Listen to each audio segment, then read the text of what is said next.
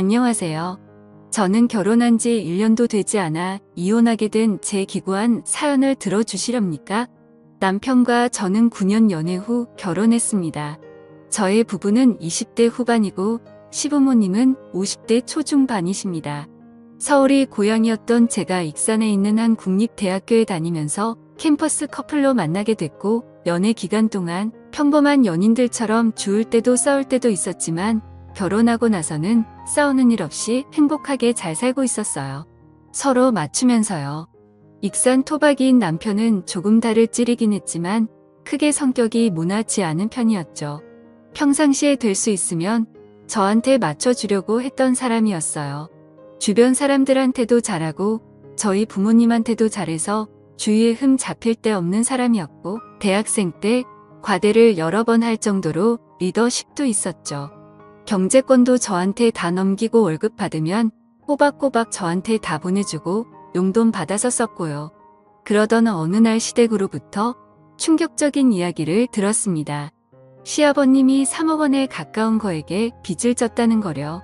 빚은 도박 때문에 지게 되었고 개인 은행카드로 내 사채까지 다양한 곳에서 빚을 지셨다군요. 결혼할 당시 제가 알고 있던 빚은 살고 계시던 집담보대출 1억 8천 정도 뿐이었습니다. 시아버님 월급이 500만 원 이상이시고 시어머님은 가정주부세요. 대출받아서 살고 있는 집이지만 아버님 월급이 꽤 되고 도련님도 일을 하는 상황이어서 돈 들어갈 곳이 많지 않은 걸로 알고 있었습니다. 그래서 어느 정도 대출금 바쁘면서 사시다가 은퇴하시고 주택연금 받으시면서 사시면 되겠다 싶었습니다. 그래서 크게 걱정이 없었습니다. 시부모님과 관계도 좋아서 같이 좋은 곳도 다니고 그저 평범하게 살다가 노후에 아프시면 도와드려야겠다 생각했었죠. 결혼할 때 시댁에서 딱 1,000만 원 집 구하는데 도움받았습니다. 친정에서는 더 해주고 싶어 하셨지만 시댁에서 1,000만 원밖에 못 받으니 친정에서도 1,000만 원만 받았습니다. 그리고 우리끼리 모은 돈에 전세자금 대출해서 작은 오피스텔 전세집에서 시작했어요. 시댁에서도 그저 너희 둘이 잘 살면 된다고 알아서 잘 살으라고 하셨습니다. 돈을 안 해주셔서 서운하고 그런 마음도 전혀 없었고 그저 둘이 잘 살아보자는 마음과 희망으로 시작했습니다. 그리고 결혼 전에 남편이랑 이야기했던 대로 저는 직장을 그만두고 하고 싶은 일을 시작했습니다. 퇴사할 때 퇴직금으로 3,000만 원 정도 받아서 경제적으로 무리될 부분은 없었습니다. 그래서 한 달에 100 정도씩 적금하고 알뜰살뜰하게 살림하면서 잘 살고 있었어요. 둘이 문제될 것 전혀 없었습니다. 그런데 3억 빚이라는 일이 터져버린 거죠. 처음에 소리 들었을 때는 그저 황당했습니다. 도박으로 빚을 3억이나 졌다는 게 어이가 없었고 시아버님을 그렇게 안 봤는데 배신감이 들더군요. 진짜 아버님이 어떤 분인지 남편 통해서 물어보기도 하고 결혼 전에 자주 찾아뵙기도 했었거든요. 그때는 정말이지 재테크에 능하지 않으실 분 가정적이고 능력 있고 좋은 분인 줄로만 알았는데 도박꾼이라뇨. 생각해보면 이상하기는 했습니다. 그렇게 월수익이 많으시고 지방인데도 집의 70% 이상이 대출이라는 게 의아하긴 했었어요. 호나 사정이 있겠지 다른 재산이 있겠지 싶었는데 그게 전 재산이었다니. 그런데 이제는 그마저도 날리게 생겼다니 시댁에 가서 이야기를 들어보니 급한 게 사채였습니다. 사채업자들이 계속 아버님 회사 찾아오고 어머님한테 전화하고 해서 두 분 다 정신적으로 많이 힘드신 게 같았어요. 결혼한 지 4개월밖에 안 된 우리에게 돈 좀 해줄 수 있냐고 하시더라고요. 둘이 있는 돈 없는 돈 그간 모은 돈 모두 탈탈 털어서 결혼한 게 아시면서 말이에요. 얼마나 급하면 그러실까 싶고 일단 급하게 갚아야만 될 것 같아서 900만 원 해드렸습니다. 남편이 저랑 동갑이라 늦게 취업했고 결혼 준비 기간 동안 월급 받은 것까지 다 털었어. 결혼 준비해서 남편은 모은 돈이 하나도 없었어요. 그래서 제 퇴직금 일부 들여서 사채 빚을 해결했습니다. 그리고 아버님이 회사 돈도 건드리셨다고요. 2,500만 원 정도를 말이에요. 한마디로 공금 행정을 하신 거죠. 그게 급하게 일부 해결하느라 어머님이 카드 대출 200만 원을 받으셨는데 만기일이 다가온다 하셔서 또 200만 원을 그런데 은행뿐만 아니라 카드 대출 이자가 너무 세서 매달 원금과 생활비 이자까지 나가는 돈만 500만 원 이상이었습니다. 아버님 월급이 500만 원 정도인데 그냥 다 나가는 거죠. 사면서 받은 대출도 원금이랑 매달 나가는 돈이 커서 집 팔고 회생이나 파산을 하자고 아버님 말씀드리니 아가야 시애비 무시하냐. 나 아직 그렇게까지 인생 막장 아니다. 집은 있어야 된다. 라고 하시면서 거부하셨습니다. 그리고 한 달 정도 뒤에 회사 돈 건드린 게 남은 2,300만 원을 메꿔야 했습니다. 근데 돈이 없는데 어떻게 그걸 메꾸겠어요. 결국에 어머님이 또 카드 대출을 받아서 해결했습니다. 처음에는 공금의 명으로 감옥을 가던 말던 알아서 하라고 하시다가 그래도 회사는 다니게 해줘야 하지 않겠냐 해서 어머님이 카드 대출을 받으신 거라 했어요. 그리고 또 한 달 뒤에 도저히 안 되겠는지 아버님이 회생을 알아보시더군요. 이게 아버님 회사 회장님 귀에까지 들어가도였고 회사 돈 손댔던 사실도 도 회장님이 알게 되면서 회사에서 잘렸습니다. 회생을 해도 6천만 원 정도는 알아서 갚으셔야 된다 하시대요. 그렇게 직장에서 잘린 이후에도 정신을 못 차리시고 매일 어디를 다니시는지 매일 밤 담배 냄새에 찌들어서 돌아오셨고 어머님이 도대체 당신 어디 다녀왔냐 따져 물으시면 생활비가 필요해서 돈을 좀 벌려고 다니고 있다고 하시면서 되려 숨막히게 하지 말라며 어머님께 화를 내고 집을 뒤집어 놓으셨습니다. 그 돈은 어찌 갚으시려고 하시는 건지 답답하더라고요. 그 후 어머님은 결국 집을 파셨고 집 사면서 은행에서 받은 대출금 갚고 나니 수중에 몇 천만 원만 남더라고요. 아버님이 운명했던 회사 공금 갚느라 어머님이 받았던 대출을 그 돈으로 해결하고 할머니한테 빌린 돈도 있어서 1,000만 원 갚고 복비 이사비까지 지출하고 나니까 결국에 남은 돈이 1,000만 원 정도였습니다. 아버님은 언제부턴가 집에 들어오지 않는 날이 들어오시는 날보다 많아지셨고 어느 순간부터 집에 들어오지 않으셨습니다. 어머님은 아버님 생각만 하면 지긋지긋하다고 집에 오면 바로 이혼 도장 찍으라고 할 거라고 이혼 서류까지 준비해 두시고는 칼을 가셨습니다.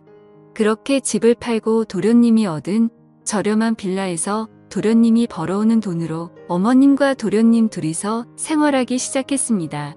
처음에는 같이 으쌰으쌰 해결해 나가려고 자식들이 아버님께 연락해서 계속 어디시냐고 물어도 보고 싸워도 보고 했는데 고집이 있으셔서 마음대로 하시고 도대체 뭘 하시는지 어떻게 생활하시는지 상황 돌아가는 것도 이야기 안 해주셔서 포기했습니다. 그냥 열심히 일해서 돈 벌고 있다고만 하셨어요. 이렇게 해서 어찌어찌 아버님 포기하고 도련님 어머님만 산다고 해도 앞으로가 걱정이었습니다. 도련님도 돈 모아서 결혼해야 되는데 솔직히 상황이 이 정도면 어머님도 진작 뛰쳐나가서 일을 하셔야 하는 게 아닌가요? 자꾸 비가 오면 온몸이 뻐근하고 날이 좋아도 몸이 안 좋다고 하시면서 본인 하시고 싶은 일자리를 고르고 계시더군요. 제 생각에는 그런 거 따질 때가 아닌데 말이에요. 평상시에 요가 계속하셔서 요가 강사 자격증까지 있으시고 등산도 자주 하시고 봉사활동 같은 것도 다니셨어요. 그런 체력이면 일 못할 상태는 아니지 않나요? 저의 부부가 좀 도와드릴 수도 있지 않았냐 하실 수도 있는데 저는 결혼한 지 1년도 안 돼서 1,100만 원 해드린 상태라 더 해드리고 싶지도 않고 해드릴 수도 없는 상태였어요. 저의 부모님한테 죄송하고 아이 계획도 있어서 신혼집도 빌라로 옮길 생각이라서 돈을 보태야 했거든요. 부모님한테도 보태드린 돈 시부모님한테 더 해드리고 싶지 않았습니다. 남편도 그 부분에 동의했었고 미안해했습니다. 그리고 저의 부모님은 나중에 노후 대비해서 계속 직장 다니고 계세요. 아빠는 일하면서 무거운 물건들을 드는 경우들이 많아서 뒤에서 보면 한쪽 어깨가 틀어졌어요.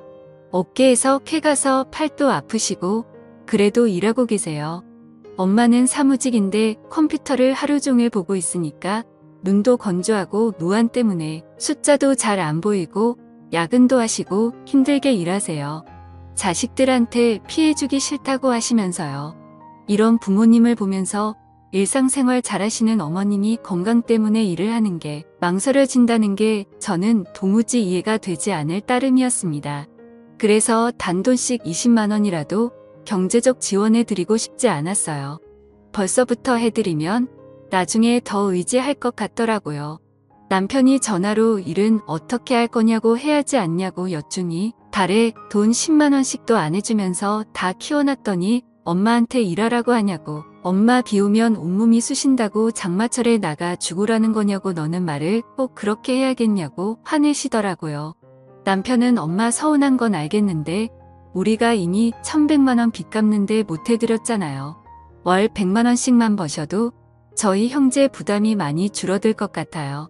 그리고 엄마 노후를 위해서라도 하셔야죠. 진짜 엄마 생각해서 말씀드리는 거예요. 모든 걸 우리가 지원해 드릴 능력이 안 돼요. 라고 장문의 문자를 보냈지만 일 터진 지 8개월이 지나도 어머니는 이 일은 어떻고 저 일은 어떻고 따지시며 단 한 번도 일을 나가려 하지 않으셨습니다. 제가 저희 외삼촌 식당에서 카운터 보는 게 나도 하시는 게 어떻겠냐고 말씀드린 적이 있었는데 어디 CM이를 그런 식당 아줌마를 만들려고 하는 거냐고 성을 내시더라고요. 그러면서 저보고 다시 일을 시작하라고 새파란게 젊은 애가 남편이 벌어오는 돈만 쓰고 집에서 놀기만 한다고 하시대요. 저도 다시 일을 시작할 수는 있지만 이런 상황에서는 전혀 시작하고 싶지 않았어요. 제가 일 시작하면 분명히 지원해 줄게 기대하실 거고 안 해드리면 더 서운해 하실 게 뻔했거든요. 안녕하세요. 저는 결혼한 지 1년도 되지 않아 남편도 처음에는 저한테 미안해하면서 1,100만 원 해줬으니 충분히 해줬고 더 해줄 필요 없다고 했었는데 나중에는 저보고 일 시작하는 거 어떻냐고 눈치를 주더라고요. 일 시작하고 수입 늘어나면 월 10만 원씩이라도 드리자고 하면서요. 하지만 제가 벌 돈들이 앞으로 태어날 제 아이, 제 집, 제 노후 등을 위해 쓰이는 게 아니라 시댁 뒷바라지에 쓰일 거라고 생각하니 끔찍하고 싫었습니다. 솔직히 거의 월마다 시댁 쪽에 경조사 있어서 10만 원씩은 드리고 있었어요. 친정 쪽은 생일, 어버이날, 명절 때만 드렸고요. 귀한 딸 힘들게 키워놨더니 시댁 뒷바라지나 하는 거 보시면 저희 친정 부모님이 얼마나 쏙 터지시겠어요. 그런 모습 보여드리고 싶지도 않았어요.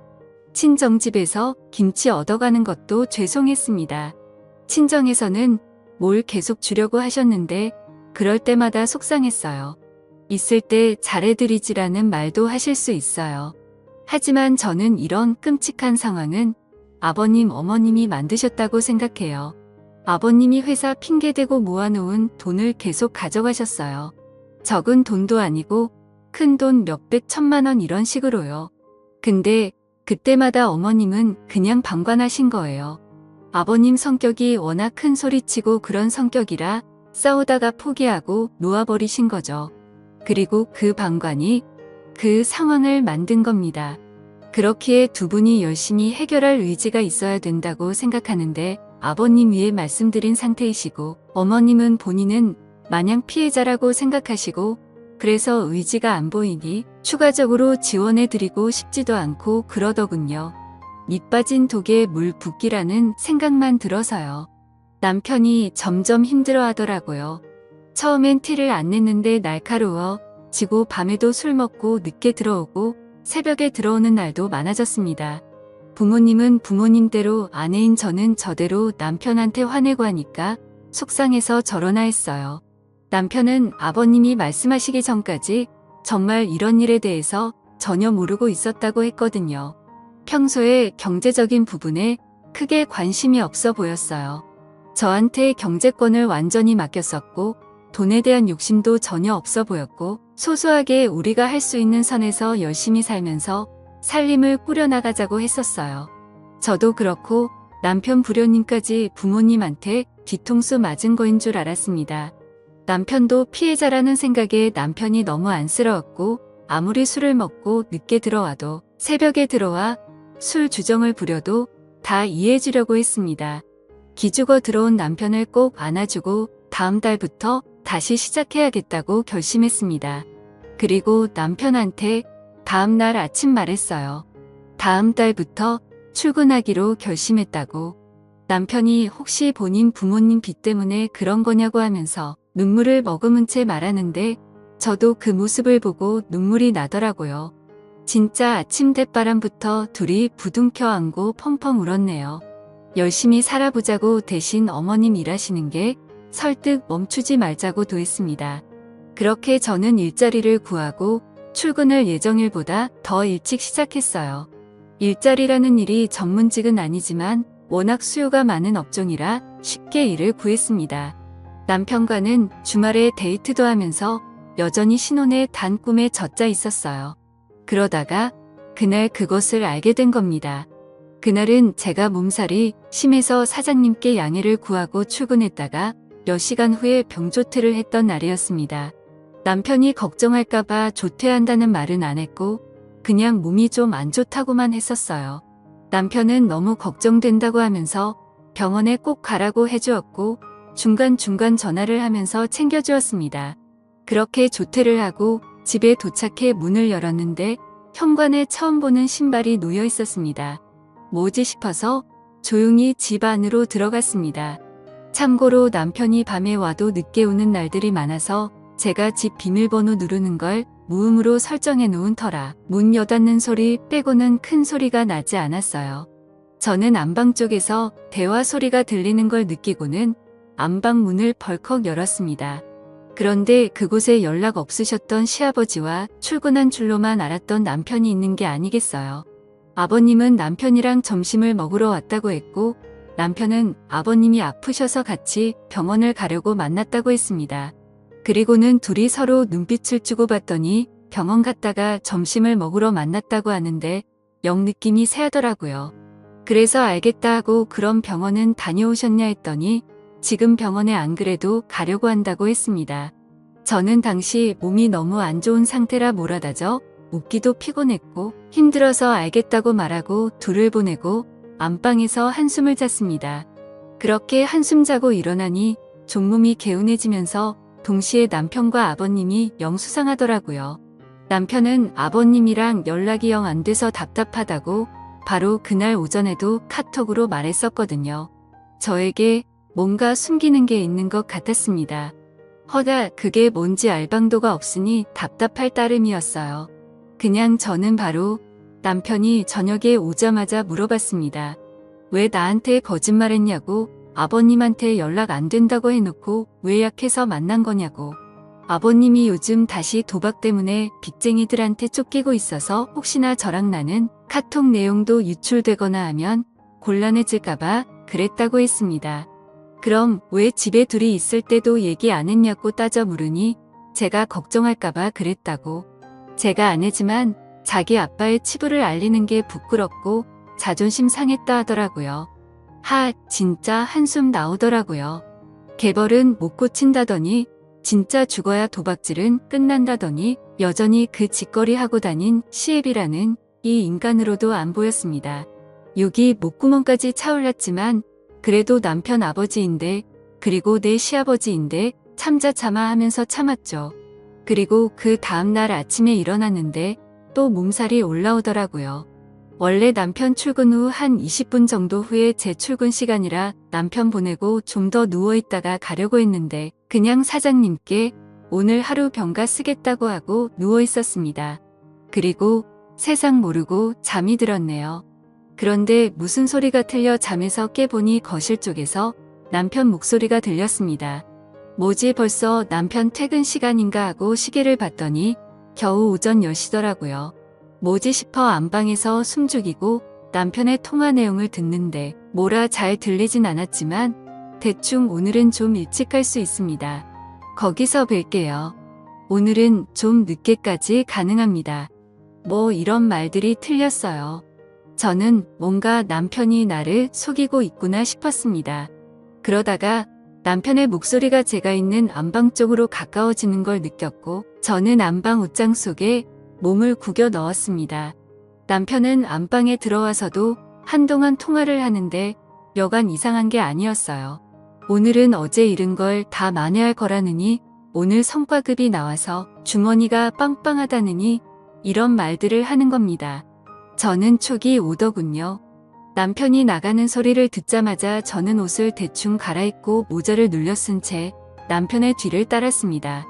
2층 오피스텔이라 계단으로 급하게 따라 엘리베이터를 따라 내려가니 남편이 급하게 걸어서 어디론가를 가더라고요. 저도 따라갔습니다.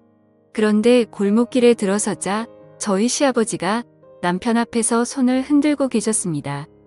저는 뭐지? 이 부자가 도대체 뭘 하려는 거야? 설마 하면서 몰래 뒤따라갔습니다. 다행히 저인 걸 눈치 못 챈 것 같았고 둘은 뭐가 그렇게 신났는지 열심히 한 5분을 걷더니만 집 근처에 있는 한 모텔로 들어갔습니다. 저는 부자가 모텔 한 방에서 도대체 뭐 하려는 건가 너무 이상해서 급하게 들어갔는데 사라지고 없더군요. 그래서 제가 그럼 혹시 장기 투숙객은 없냐 했더니 있지만 고객 보안상 절대 말씀 못 드린다고 나가라고만 했습니다. 저는 어쩌지 발만 동동 구르다가 방 하나 대시를 하겠다고 하고 결제를 하고 제 방으로 들어갔습니다. 그리고 복도로 나가 남편에게 전화를 걸었어요. 혹시나 방 안에서 전화벨 소리가 들리진 않을까? 신라 같은 희망을 품고요. 그런데 정말 가까운 복도 쪽에서 전화벨 소리가 들렸습니다. 저는 뭐지 하고 급하게 제 방으로 들어가 살짝 문을 열고 복도를 살피더니 제 남편이라는 놈이 복도 벽에 기대서 제 전화를 받는 게 아니겠어요. 저는 떨리는 목소리로 작게 여보 지금 어디야? 라고 물었고 제 남편은 아주 천연덕스럽게 어디긴 일하고 있지 거래처 왔어라고 하더군요. 오늘 일찍와 같이 저녁 먹고 싶어라고 하자 어쩌지 거래처 부장님이 오늘 술 한잔 하자고 하시네. 우리 회사 가을이라서 어쩔 수가 없을 게 같아 이해해줘 하면서 애교 섞인 목소리로 말하더니만 여보 미안해 나 지금 끊어야 돼서 또 연락할게 하더니 전화를 뚝 끊더라. 저는 문틈 사이로 남편이 들어가는 방향을 캐치한 후 바로 나와서 그 방문을 미친 듯이 두드렸습니다. 그랬더니 한참 뒤 남편이 아니라 우락부락한 목부터 팔까지 문신이 도배된 남자 한 명이 문을 열더니만 짜증스러운 목소리로 누구냐고 묻더군요. 저는 바로 그 방 안을 스캔했습니다.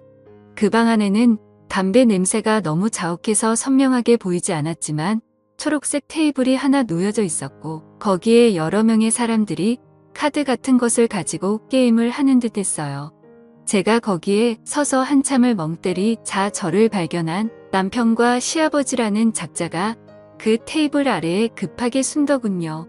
진짜 그 모습을 혼자 보는 게 아까울 정도로 어이없고 웃겼습니다. 웃으면 안 되는 진짜 심각하고 화나는 상황이었는데 웃음이 나오대요. 저는 죄송합니다. 잘못 왔습니다라고 말한 후 바로 제 방으로 급하게 들어와 경찰에 신고를 했고 경찰은 바로 그 모텔방을 급습해서 제 남편과 시아버지를 비롯해서 일당들을 검거했습니다. 그리고 경찰서에서 알게 된 사실이 남편은 시아버지의 도박을 모른 게 아니라 함께 해왔었고 그간 도박 빚은 시아버지 혼자의 빚이 아니라 함께 빚은 거였던 겁니다. 그래서 어머님도 저희가 그 빚을 갚는 게 당연하다고 하셨던 거고요. 저는 사기 결혼으로 고소하려 했지만 변호사는 그저 이혼 소송과 위자료 청구 소송 정도만 가능하다고 하셨고 긴 소송 끝에 결국 잦은 위자료 몇 천만 원을 받게 된 게 전부입니다.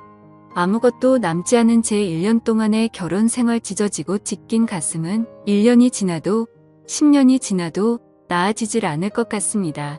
가족 사기단의 속은 제 이야기. 제가 생각해도 소설 같고 드라마 같네요.